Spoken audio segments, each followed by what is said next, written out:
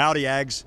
Thanks for joining us for our Friday Focus. It's our first on the road, driven to you by your Texas Ford dealers. With Will Johnson, I'm Andrew Monaco.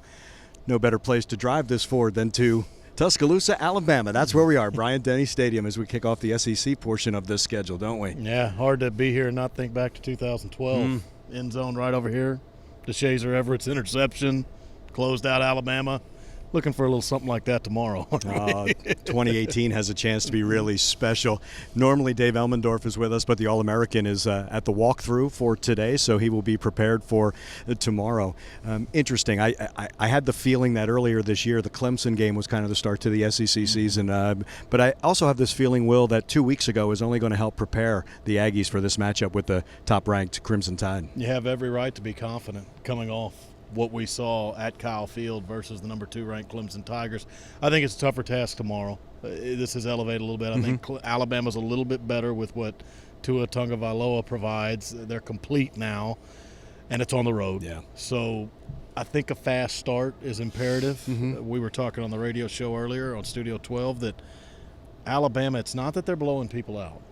They've done that for a while, but it's kind of they pound you in the first half, and then you just get knocked out in the second half. Yeah. The knockout blow's coming right away for the Crimson Tide this year, whether it's Louisville, Arkansas State, or Ole Miss. Halftime, Nick Saban's deciding, who gets reps, who gets playing. They have put everybody away by halftime. A&M proved they're good enough to avoid that when they went toe-to-toe with Clemson. The Aggies have to be the team that takes Alabama into the second half. Take your shots in the second half. Pin your ears back in the second half, see what happens. But the Aggies are good enough, and they need to be the team that takes the Crimson Tide well into the game. One of the really good signs about Kellen Mond and this Aggies team is what Kellen did in the second half against Clemson, and in the second half the adjustments against ULM. But we need to see this from the start for this team. And Jimbo's going to talk about this time and time again. It's not just going to be this week. The balance. They have to have balance on offense, don't they? Yeah, and for Kellen, he's going to have to throw into tight windows because that's how talented this defense is. I was so impressed against Clemson, against that really good defensive line.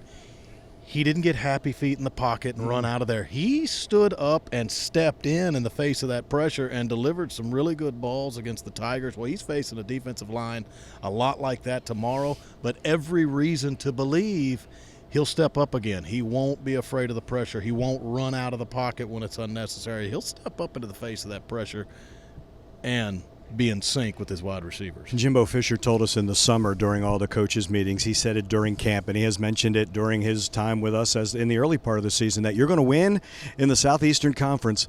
The hands in the dirt. The offensive lines and the defensive lines could go a long way to determining Saturday's winner, won't it? Yeah, and I always pinpoint when you talk about that, a guy like Landis Durham. We were talking earlier. Love the interior line for the Aggies. Sure do. Dalen Mack, Justin Matabike. Kingsley Keke can be outside or in, but when he's in, he's a beast. I mean, if he's outside too, it's the same. But always look at Landis Durham. A&M's only created 1 turnover this year. They've gotten some pressure in the backfield. Maybe need a little bit more. Landis is a big part of that. I don't know if you have to get quarterback sacks all the time, but you do have to make that quarterback feel you. Tua has to know the Aggies are there. He's got to know that pressure's there. Got to get in the backfield, and then maybe that can make him throw one where he didn't want to, and then maybe the Aggies are there on the back end. So pressure has to be provided. The guys with their hands in the dirt, and I circle, I think, Landis most of all, they've got to get to Tua.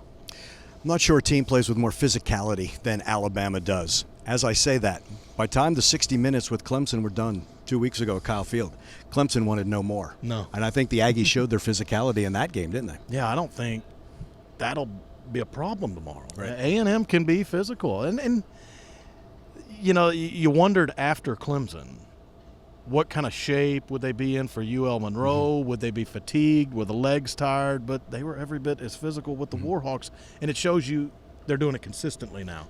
Jimbo Fisher, what he's preaching and teaching has taken hold early. All the transition takes time, but I think the Aggies are getting it, and he may tell you ahead of schedule. 3 games in, they have been physical with everybody, and there was no fatigue against UL Monroe. They continued to play physical and dominate a team that they should have. So it's a consistent thing with the Aggies, not just rising to the occasion against these really good opponents. Well, he's not here, but we are going to invoke Dave Elmendorf on you and the turnovers. We can channel him. We can definitely channel him. And the reason why we bring that up is nobody scores on defense like this Alabama team. You mentioned it on our broadcast last Saturday. The non-offensive touchdowns are scored, the knots, and this Crimson Tide team. So turnovers are imperative. We cannot have knots. You cannot have knots against Alabama. Last time A&M was here, an excellent football game between two top 10 teams. The Aggies were right in there late in the third quarter. They had a chance to win it. They were going toe-to-toe with Alabama. All of a sudden, on a 3rd and 18, it's just a run it and punt it play, a throwaway snap, missed exchange, balls on the ground. Alabama scoops and scores. They live off that, right. Andrew. They certainly do. They are very good offensively and defensively and have been the entire Nick Saban era. But they live off the extra things they get, the yardage in the return game, the knots. Mm-hmm. In this series, A&M Alabama, since the Aggies joined the SEC, A&M has scored 2 points without the help of their offense. They blocked a punt last year with Cullen Gillespie, went out of the back of the end zone. That's the only non-offensive points the Aggies have gotten against Alabama in this series, like I said, since 2012. Alabama has scored 35 points. Mm-hmm. It's 35-2 non-offensive points in this series since the Aggies became a member of the league, and that's got to change. The team that's going to beat Alabama is the team that reverses that. Yes. The extra yardage, the return game, the big plays where you don't see them often come from, Alabama does it every Saturday, and that's why they're a championship-level football team. The team that finally beats them is the one that reverses it on them and gets their own extra yardage. The Aggies need to be that team tomorrow. And Jimbo talks about you don't have to do extraordinary things on the field. Just do the ordinary things very well and do that time and time again. The blocked field goal that Tyrell Dotson ran in was an ordinary thing. He was in the correct position. Ball came right to him. Mm-hmm. That's another thing. That's also part of this foundation for this A&M team.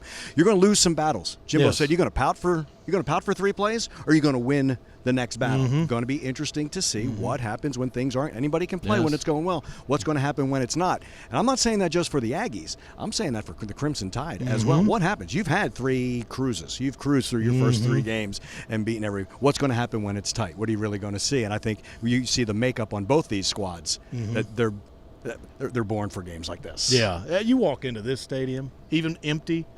This is a big game feel of a stadium. The first time you ever walked into Bryant-Denny Stadium, it just exudes big games. And we've got another one here tomorrow. And the Aggies, you have to be sound. Like you mentioned, adversity is going to strike. And there's going to be, for the first time this year, a stadium's going to get really loud, and it's going to be against A&M. Right.